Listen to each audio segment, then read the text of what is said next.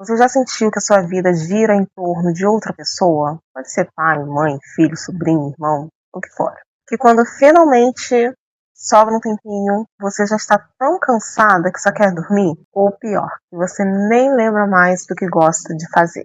Esses dias eu recebi um comentário muito interessante em um dos meus vídeos. A pessoa escreveu algo mais ou menos assim: quem é mãe sabe que esse discurso de você precisa cuidar de si para cuidar dos outros é só papo de coach. Porque na vida real, se a gente não cuidar das crianças primeiro, seremos presas por abandono de menor. E eu gostei muito desse comentário, sabe por quê?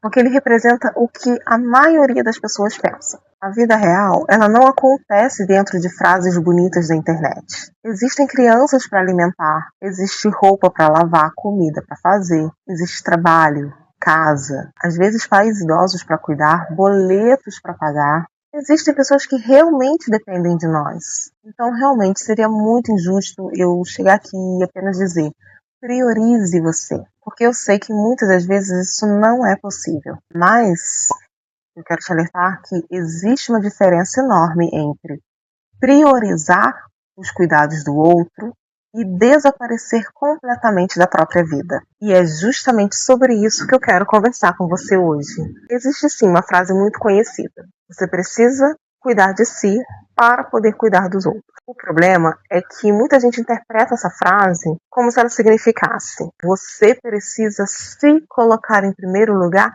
sempre. Mas não é isso. Imagine uma mãe com um bebê recém-nascido. O bebê acorda durante a madrugada, ele tá com fome, às vezes molhado. Uma mãe não vai simplesmente virar para esse bebê e falar assim: agora é o meu momento de autocuidado, o meu sono também precisa ser respeitado. Existem responsabilidades que não podem esperar. Existem fases da vida em que cuidar do outro realmente precisa ser prioridade. O problema começa, na verdade, quando essa fase termina e nós continuamos vivendo como se não existíssemos. Porque algumas pessoas passam meses assim, outras passam anos, mas tem pessoas que passam décadas.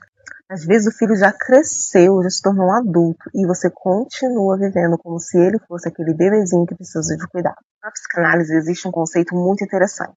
Nós construímos a nossa identidade através das relações. E isso é saudável. Nós somos filhos, nós somos pais, nós somos esposas, maridos, somos profissionais, somos amigos.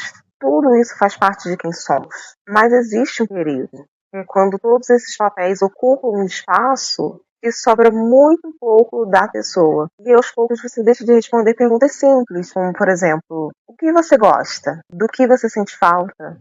O que te falta para ser feliz? Ou o que te faz feliz? Muitas pessoas não sabem responder porque passaram tanto tempo vivendo para os outros que perderam contato consigo mesmas. E isso não acontece só com as mamães. Acontece também com quem precisa cuidar de um familiar doente, com profissionais da saúde, acontece com professores e até com líderes religiosos, com pessoas que vivem tentando resolver o problema de todo mundo. Você começa ajudando, assume responsabilidades e depois começa a acreditar que ninguém faz aquilo tão bem quanto você.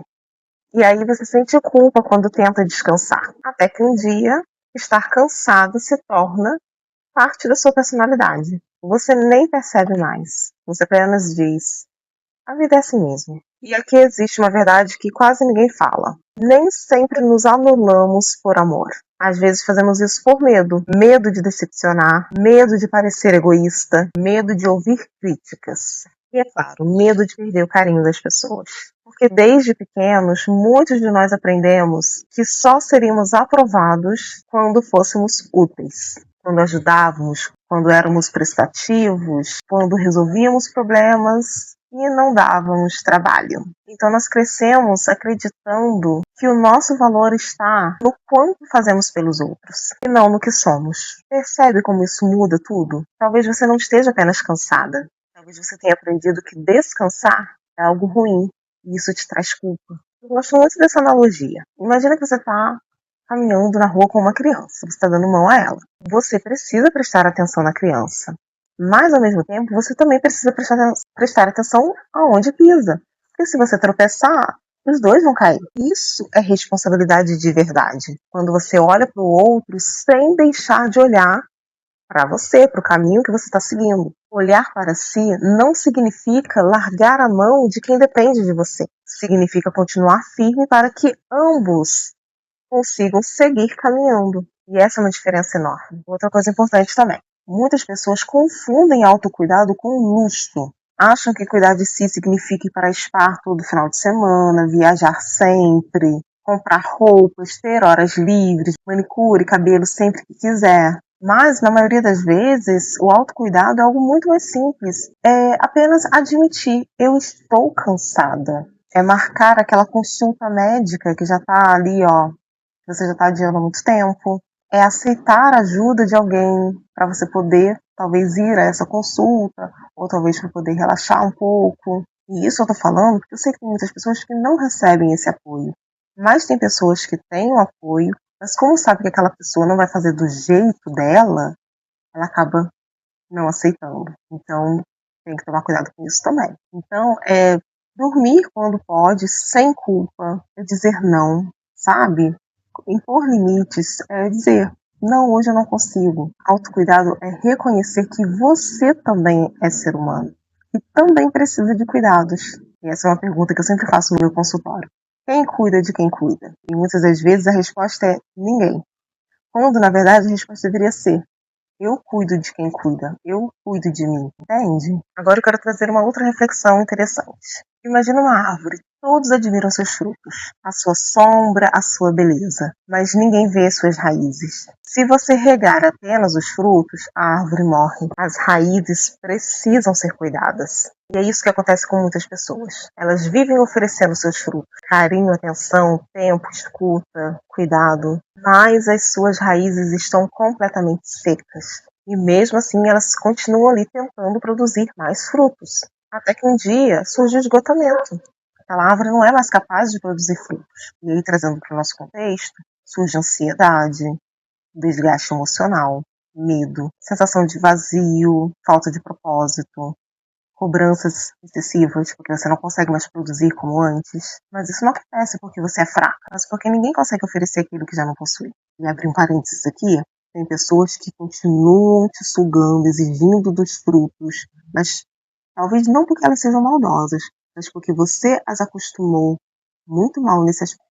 E fica como reflexão para você. Talvez você esteja pensando, mas eu realmente não tenho tempo. Eu acredito em você. Só que olhar para si não começa quando sobra tempo. Começa quando sobra consciência. Você pode continuar tendo uma rotina corrida, mas precisa começar a reconhecer os seus limites. Você pode continuar cuidando da sua família. Você pode e deve continuar cuidando da sua família, mas parar de acreditar que precisa dar conta de tudo sozinha. Você pode sim continuar amando as pessoas profundamente, mas sem deixar de existir. E talvez a pergunta esteja errada.